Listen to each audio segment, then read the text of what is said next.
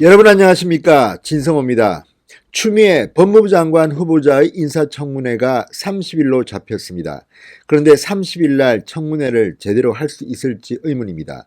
지금 추미애 장관 후보자가 위기에 봉착하고 있습니다. 어쩌면 윤석열 검찰로부터 소환 조사를 받을지도 모릅니다. 지금 송철호, 그러니까 문재인 대통령의 30년 친구라는 송철호 울산시장 청와대 선거 개입 의혹이 불거지면서 지금 민주당에 초비상이 걸렸습니다. 한국당이 인사청문회를 앞두고 추미애 후보자에 대한 증인을 요청했는데 지금 민주당이 벌벌 떨고 있습니다. 이 증인들은 주로 추미애 후보자의 남편이나 딸과 같은 가족도 있고, 또 연세대 경제학과 대학원 논문에 관련된 교수도 있습니다. 그렇지만 더 충격적인 것은 바로 청와대 하명 수사 의혹의 중심에 서 있는 사람들입니다. 자, 만약에 한국당이 제시한 증인들을 소환하게 되면 추미애 청문회장은 아수라장이 될 것 같습니다. 추미애 인사청문회가 아니라 추미애 법정이 될 것 같습니다. 추미애 당시 민주당 대표 시절 송철호 울산시장은 단독 공천을 받습니다. 그리고 그 과정에 청와대와의 관련된 의혹들이 송병기 울산시 경제부시장의 메모를 통해서 하나둘 드러나고 있습니다. 심지어는 문재인 대통령을 지칭하는 VIP가 송철호의 경쟁자였던 임동호 형제를 미워한다, 이런 말까지 나오고 있습니다. 자, 어떻게 될까요? 진성호의 융단 폭격 시작합니다. 추미애 법무부 장관 후보자를 융단 폭격합니다. 방송에 앞서 아직 진성호 방송의 구독자가 아니신 분들은 붉은색 구독 버튼 눌러주시기 바랍니다. 자, 지금 한국당은 이번 인사청문회를 통해서 이 청와대 울산시장 선거 개입 의혹을 파헤치기 위해서 단단히 벼르고 있습니다.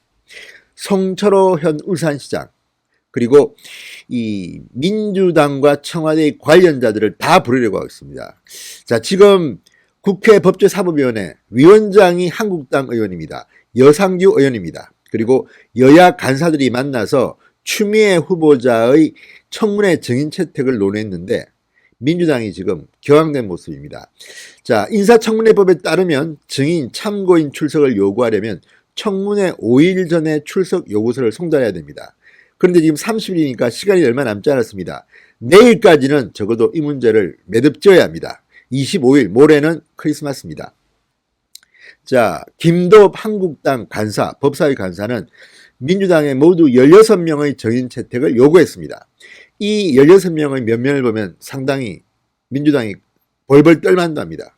먼저 지금 업무 수첩 때문에 논란의 대상이 되고 있는 송병기 울산시 경제부시장, 그리고 이 논란의 핵심 중 한 명인 백원우 전 청와대 민정비서관, 박형철 전 청와대 반부패 비서관, 황운하 전 울산지방경찰청장 등이 증인 참고인에 들어가 있습니다. 이들이 나온다면 이 자리는 추미애 장관 후보자에 대한 인사청문회이자 청와대 하명수사 의혹의 청문회 같이 돼버릴 겁니다. 자, 정인 신청 명단에는 이 외에도 과거에 정치자금법 위반 혐의로 기소됐지만 무죄를 선고받은 추미애 후보자의 남편, 배우자 서성한 변호사, 그리고 차용증 위조 의혹과 관련해서 딸 서모 씨 등이 포함되어 있습니다. 자, 그리고 추미애 후보자의 경제학 석사학위 논문 취득과 관련해서 표절 의혹이 일고 있습니다. 연세대 경제학부 박태규 명예교수, 김영세 교수, 정창영 삼성언론재단 이사장도 정인 신청 명단에 포함되었다고 합니다. 자, 한국당은 특히 이 중에서도 송병기 전 부시장, 송병기 부시장, 백원우 전 비서관 등 3인방은 반드시 불러야 한다고 벼르고 있습니다. 자, 울산시장 선거 개입 의혹. 추미애 후보자가 민주당 대표 시절에 일어났던 일들입니다. 그리고 어떤 식으로든 추미애 당대표는 이 문제에 대해서 책임으로부터 자유로울 수가 없습니다. 지금 한국당에서는 윤석열 검찰이 추미애 대표, 전 대표를 소환조사해야 한다고 벼르고 있습니다. 민주당은 한국당이 낸 이 16명의 증인들, 참고인들 한 명도 받아들일 수 없다고 지금 맞서고 있습니다. 그렇지만 그게 제대로 되겠습니까? 자, 지금 청문회 앞두고 전운이 감돌고 있습니다. 지금 분위기라면 추미애 후보자의 낙마도 예상됩니다. 물론 추미애 후보자는 장관 후보자이기 때문에 청와대가 임명을 강행할 수도 있습니다. 30일까지 이 청문회가 이루어지지 않아도 또 이 청문회를 연 뒤에 부적격 판정을 받아도 문재인 대통령은 강행할 수가 있습니다. 그렇지만 여론이라는 게 있습니다.